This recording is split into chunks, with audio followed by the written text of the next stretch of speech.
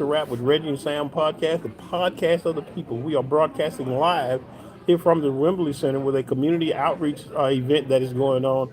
And one of the wheels that make it turn is I'm going to let you introduce yourself and tell them who you are and what it is you do here. Okay, hi, my name is Suzanne. I actually started out here as a volunteer at Adventure Bags, and then I discovered Wimberley Roots, which is the community garden and kitchen, and I helped in their kitchen classes. And then I got an opportunity to come on here part time in March, and as of 2 weeks ago, I am officially community outreach coordinator. Woo! Woo, what's that? Woo! Man, what's that like? What's that like?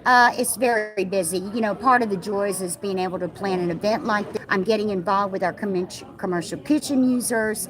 I've been at schools, I've been networking, and just letting everybody know about the Wimberley Center, the mission of Wimberley's Roots, which is, although this is fun, it is a serious matter, Yeah. is to fight food insecurity. We have probably in the county, 1 out of every 11 people that you meet do not know where their next meal is coming from. And from a health perspective, it's up to 18% for people with diabetic or health-related problems due to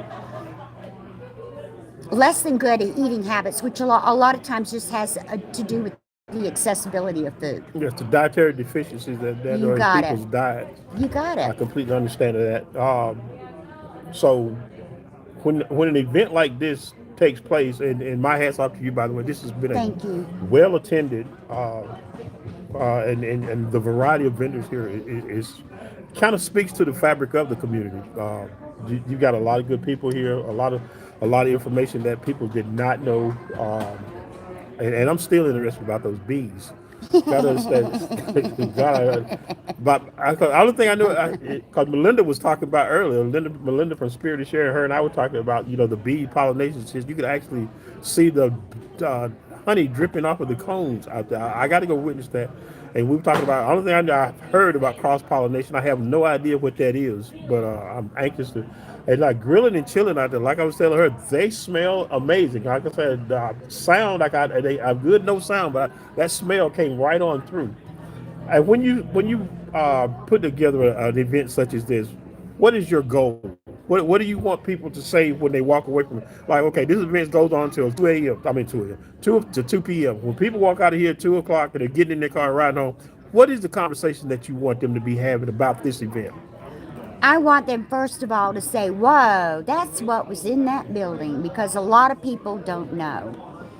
On a community-wide event, I Yeah. really want them to understand pollinators, to take part, be a scientist, and to understand pollinators basically take messages from one flower to another flower. Wow. And Okay? and I know a lot of people who they kind of look at environment and environmentalists and people like that as not necessary, but what bees do and what all the animals do is very important to our ecosystem. Am I correct in saying something You are like that? exactly right. What they do is they carry pollen, What's like, going for on, example, PJ? they carry pollen from one flower to another. Things like squash, blueberries, all of those things that start out as flowers, if they don't have pollination, they don't grow into fruit. Wow. So And so you can't even say they down the vine because they don't even make it to the vine if you that doesn't got it. happen. You got it. And that's the essential. And when you have a good pollinator count, you know what kind of pollinators are in your area. It has a direct effect on how healthy is your environment. Yeah. Okay. And so that's the basis of this, and everything else was free and fun, and it's amazing. It started literally at a table with Lydia and Michelle, Yeah. and Michelle just saying, "Let's do the count again." So, and this is what has happened. Okay. But there's a lot of stuff that goes on here at the Wembley Center that people don't realize. It's just a lot of small businesses in here, a lot of organizations. Such as the one that I belong to, like Rural Women in Action. Tammy Kinney, she's a part of something called AHF too, which is about HIV testing and all that good stuff. Uh, but servicing the rural and underserved area is her mission, Yes, is her sir. passion, and which I'm glad to be a part of. And we share an office here in the Wembley Center too, and it's a great place. And meeting and when I met you, again, it was a blessing because we only had two conversations, but they've been for real conversations that have really helped me and blessed me. And I guess I wanted to ask you, what is that passion to help people come from you? Because it is so genuine and it resonates with people. So because everybody that I talk to about Suzanne, they talk about your heart, your spirit. Where does that come from? I think it comes from my parents. My whole family has all been involved in volunteerism. My mom Okay. used to be a brownie leader. My dad always made time outside of the military to serve. I always did something volunteer. Everything from the Olympics to radio announcing. Both my kids volunteer. My son works down at the farm. My daughter does stuff with her kids up Okay. in Lula. Overall, though, I live in the community. I live up the street from here. Okay. I can walk to the Wembley Center. How healthy my neighbors are, how healthy my neighborhood is, how safe people feel has a direct input on me in a selfish way. But in an overall, I mean, I care about people in this area. I think that's my greatest driven passion. These are my neighbors. They're not just people that I see in statistics. These are real people with real needs. Yeah. To let you know, everybody here in the Wembley Center, and they're all organizations. There Right. are no businesses. The only Right. I'm sorry, businesses, I misspoke. no, Yeah. the only businesses that operate out of here are our commercial kitchen users. They're all people that use that, and they make stuff like grilling and chilling. We've got chimichurri sauce going on. You can probably smell it. Oh, I can. Absolutely. We've got seasoning from Skillet Provisions going on the popcorn down there. So they are all local people that had a dream to start a business. And we're USDA certified, so we're not for food trucks or caterers. Yeah. But we're all for the people that grow, that live in this area. We have the tea vendor out there, Zan. They make their tea Yeah, here. that's what I was telling. Tell us a little bit about Zen because I couldn't quite explain it to him because I got to go back out there and try. I told him I'd come back and try because that mango looks great. They actually, we have another company that does juices. I'm new to the commercial kitchen. I've really not done the users until the last 2 weeks, so I'm still learning them all. But I know that they do make bubble teas and Now, what other is products. bubble tea? What is bubble tea? Bubble tea has those little pearls. Because that's what she kept saying. I know. Bubble teas have those little pearls. They're like little pearls, like Jello with the Okay. liquid inside. Yeah. And you drop them in the tea. My granddaughter loves it. I had it once, but that's what bubble tea is. It has little bitty, they're kind of jelly-like things. Yeah. It's an oriental thing. It's kind of migrated. There's a lot of bubble tea places out there, but that is what that. But she puts all the ingredients too. Of course, she's food safe. It's a commercial kitchen. She's a food service manager, and then she packages it up. She sells it at events like this. Some of our vendors, like chimichurri, they will sell them to smaller stores. Yeah. Some of them are at the farmers market, but it's really interesting. Everything is here, so it's really cool that what you like was made on the other side of the room. Yeah. And we're keeping it, and the transport was nothing, and everybody profited it. Cool. So I got one more question. I always have to ask when she asked about when she was telling me what is the nutritional value of that, or is there any, or it just tastes good? It tastes good. I can tell you that it's probably Yeah. not. I mean, it comes in all flavors when I've had it, but you can get it with minimal sugar. Yeah. It really depends. I have not looked at her labels, but it depends on what's in it. But I can tell you that if it tastes fresh, Yeah. you know, our juice, the Sue's Garden, she wasn't able to be here, but she Yeah. literally goes in there and you can see the pineapples and everything that she's grinding up there. Okay. So I can tell you from what I've seen, there's not a lot of chemicals coming through there. There's not a lot of additives, and all of these vendors are very set to make something fresh, free, as chemical free, and Is as that harmful. GMO free?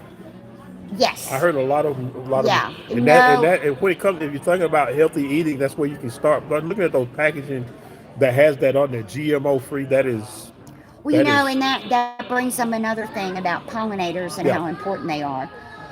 Say, for example, they're on the blueberry bush when they flower. yeah. They are like a little thing, and there is a special bee that pollinates blueberry bushes, and he literally goes inside the thing and does this wiggle wiggle and shakes the pollen out.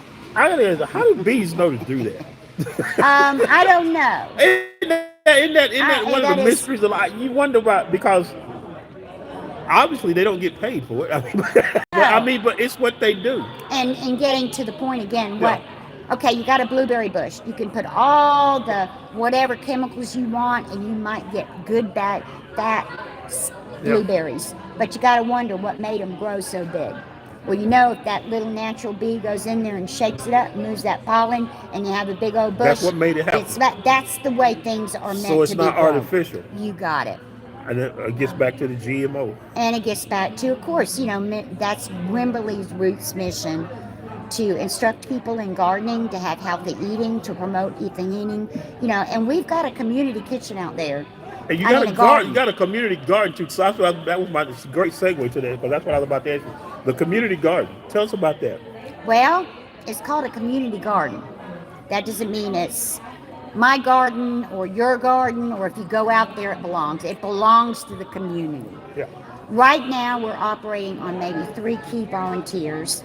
We brought the last month. It was 900 pounds of vegetables came out of the garden. Out of the We have community garden? Wow. exactly done by 3 people. We need volunteers, and it can be for an hour or 15 minutes. There's projects, but in order to keep that operating, we need help.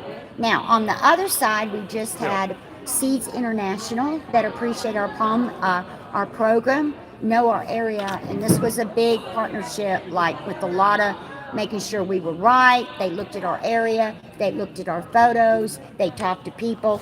They have provided us, well, to promote this event, they gave us 40 pounds of flower seeds, which I passed out all over the county. So And then did they test the soil too and all that good stuff too? yes, Josh from the Extension Office, I don't Uh-huh. know if you've talked with No, them. I have not. The Extension Office, they are the best place to get your soil tested. They will give you any information on anything. And yes, our soil is tested. It's actually coming out back better than it's ever been. We just have to add a little few minor things. Yeah. We go as organic as possible. We don't put anything out there Yeah. to make the big fat blueberries. The bees do it The for bees us. do it for you? As long as we do our part in making sure that the bees are there. And then what is your part to make sure that the bees are there? What do you have to, what attracts them? Uh, Flowers. Open spaces. Flowers, There's a open space. wonderful wind that goes down to the farm. Yeah. This area is open. In fact, the whole Wimberley Center was designed with pollinators in mind. So they see this great big open space. There's a And they're lot of coming. wind going around. It's fresh and clean. Plus, they always like to come and look at the Wimberley Center because it's a really historic conversion. And It absolutely people come here to visit to see what we've done here. How an old abandoned school was turned into this, and it keeps a lot of its historic value.